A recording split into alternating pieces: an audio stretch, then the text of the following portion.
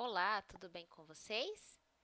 Hoje a nossa aula está com formato diferente, mas hoje nós vamos revisar o conteúdo da área de conhecimento, geografia. E para iniciarmos os nossos estudos, vamos então fazer a nossa oração para o anjo da guarda. Santo anjo do Senhor, meu zeloso guardador, já que a ti me confiou a piedade divina, sempre me rege, guarda, governa e ilumina. Amém. Em nome do Pai, do Filho e do Espírito Santo. Para nós, então, iniciarmos a revisão, vou pedir para que vocês acompanhem nosso livro didático, Geografia, a partir da página 4. Se vocês quiserem, também vocês podem pegar o caderno para anotar algumas informações que vocês achem necessário. Relembrando, contagem da população brasileira, está aí descrito na página 5. Vocês conseguem lembrar a definição do termo população? O que é população? A população, então, é o conjunto de pessoas que habitam determinado território. Durante as aulas, alguns alunos citaram, como exemplo, a sala de aula. Então, a sala de aula, ali, então, é uma população, um conjunto de pessoas que está habitando ali, que está ocupando ali aquele território. E essa imagem que está aí na página 5, coloquei essa imagem com o intuito de falarmos, de conversarmos um pouco sobre as etnias, que é o quê? A etnia é o que? É o grupo, né, de população, o grupo de pessoas, ou então a população, que tem características comuns. Essas características podem ser físicas, cor da pele, traços aí fisionômicos, quanto culturais. Pode estar ligado a idioma, a religião. Na sala de aula, por exemplo, nós temos aí as características em comum. Temos semelhança e também temos diferença. Cor de pele, religião, cor do cabelo, né? Então, nós percebemos nessa imagem aqui as diferenças aqui, né? As etnias que compõem aí a população, diferenças e também semelhança, né? Nós podemos olhar os traços fisionômicos, temos então aí os dois, as diferenças e as semelhanças. Nós conversamos também sobre o Instituto Brasileiro de Geografia e Estatística, que é o IBGE, né? Então, para obter as informações e os diversos aspectos aí da população, esse instituto realiza a cada 10 anos uma pesquisa chamada de censo demográfico.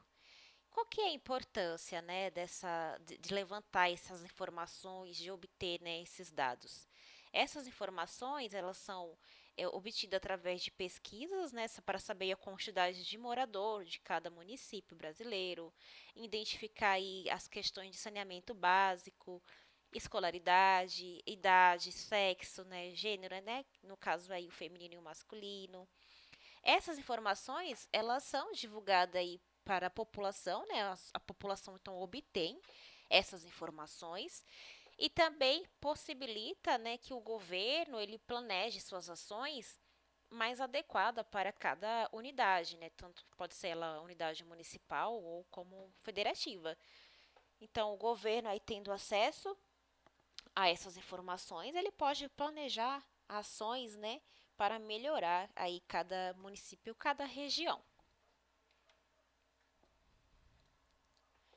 Nós falamos sobre quatro termos, né? O populoso, a população absoluta, população relativa e povoado. Essa imagem aqui retrata sobre a população absoluta, né? O que é então a população absoluta? Nada mais é que o número total de habitantes em uma determinada região, em um determinado município, país. Nesse caso aqui, esse termo de população absoluta refere ao total de habitantes aqui nessa região, ó. E o populoso é o quê? É ter uma população numerosa, né? Nós estamos vendo aqui, ó, que tem muitas casas aqui nessa imagem, né? Tem uma população numerosa.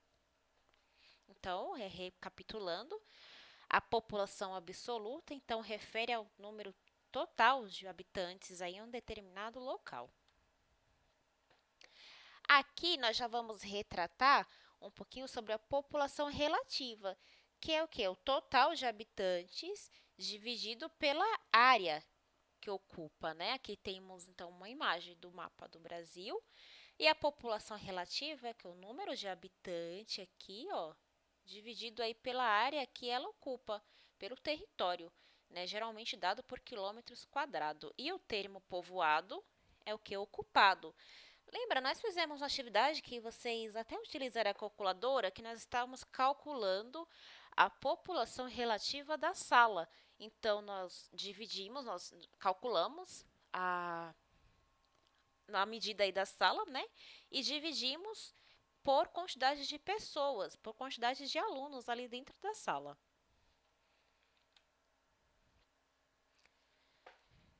Aqui, essa parte aqui vocês conseguem acompanhar a partir da página 13, onde tem um gráfico aí sobre o crescimento da população brasileira. Tem uma diferença aí no ano de 1872 para 2010.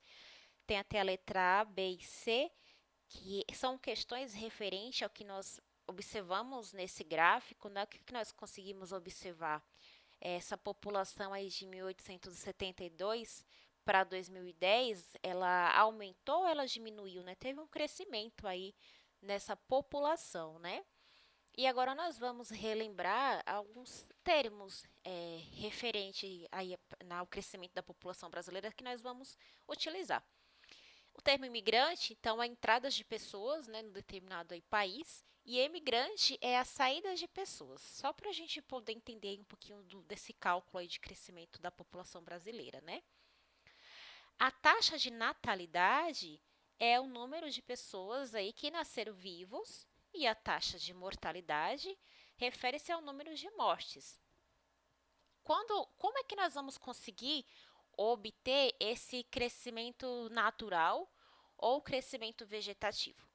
O crescimento natural ou crescimento vegetativo, muitas vezes é utilizado mais o termo crescimento vegetativo, é a diferença entre a taxa de natalidade e a taxa de mortalidade. Então, eu tenho um exemplo aqui, ó. Vamos supor que em 2019 nasceram aí 100 pessoas e nesse mesmo ano faleceram aí 50. Então, a taxa de natalidade menos aqui a taxa de mortalidade. 100 menos 50, 50. Então, o crescimento vegetativo ou crescimento natural do ano de 2009 é igual a 50, né? Essa contagem aí de taxa de natalidade e taxa de mortalidade é registrada em um grupo de 100 ou 1.000 habitantes. Mas, para obtermos, para fazermos o cálculo do crescimento da população brasileira ou então de outro país, não é necessário apenas saber o crescimento vegetativo. Nós também precisamos identificar a taxa de migração. E o que é taxa de migração? Migração, ele é o movimento de entrada e saída aí das pessoas no país, né? Então, a taxa de migração, ela está relacionada aqui à taxa de imigrante e também à taxa de emigrantes. Vamos então a um exemplo, né? Nós temos aí 50 pessoas que imigraram para o país e 10 pessoas que emigraram, né? Que saíram. Então, a taxa aí é igual a 40, né? A taxa de imigração é igual a 40 aí no ano de 2019. Então, como é que nós calculamos o crescimento populacional? O crescimento populacional é igual ao crescimento vegetativo mais a taxa de imigração. Então, é assim que esses institutos, né, esses órgãos, como o IBGE, faz aí o cálculo da taxa de crescimento da população brasileira. E aí tem um adendo que é a taxa de fecundidade. A taxa de fecundidade o que é? A estimativa de número de filhos por mulher. É legal até eu colocar aqui também que nós podemos perceber, né, falando com os nossos avós, que antes, né, as mulheres elas tinham mais filho que atualmente, né, do que a nossa realidade.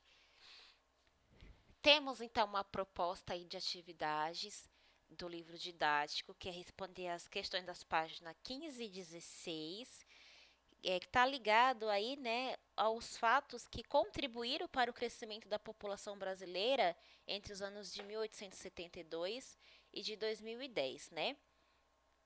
Teve aí, então, a gente consegue acompanhar isso na página 14, né, que teve aí uma grande quantidade de imigrantes, né? Foram os portugueses, os espanhóis, italianos, alemães que acabaram aí migrando para o nosso país, né? Entrando aqui para o nosso país, para o Brasil. E também teve aí a parte do crescimento da população, né? Logo aí, a partir de 1950, houve melhoria no saneamento básico, nessa questão de saneamento básico. Teve também avanços da medicina, teve também muitas descobertas de medicação, campanha de vacinação que é, meio que estabilizou então, né, a taxa de mortalidade. Então diminuiu essa taxa de mortalidade, né? E consequentemente tivemos aí o crescimento natural da população. Porque se antes nascia muitas pessoas e morriam, essa taxa aí, o crescimento natural, ele não aumentou, ele não aumentava, né? Mas com a melhoria, né, do saneamento básico, dos avanços da medicina, da medicação, né, das pesquisas de medicação, da campanha de vacinação, essa taxa de mortalidade então diminuiu. Só que a quantidade de pessoas é, continuou normalmente, né, como antes. Então, diminuiu a taxa de mortalidade, mas a taxa de natalidade não. Então, o crescimento aí vegetativo ou crescimento natural continua aí aumentando, né? Aí vocês vão explicar o que é o crescimento natural vegetativo. E a questão 3 está pedindo para vocês utilizar a expressão, utilize a expressão e as palavras do quadro para explicar os principais fatores responsáveis para a redução da taxa de mortalidade no Brasil a partir da década de 1950.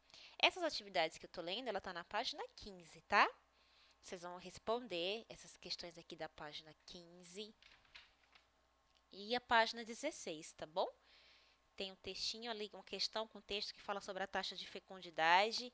Aí tem a questão 4, depois vem a geografia na prática com a questão 1.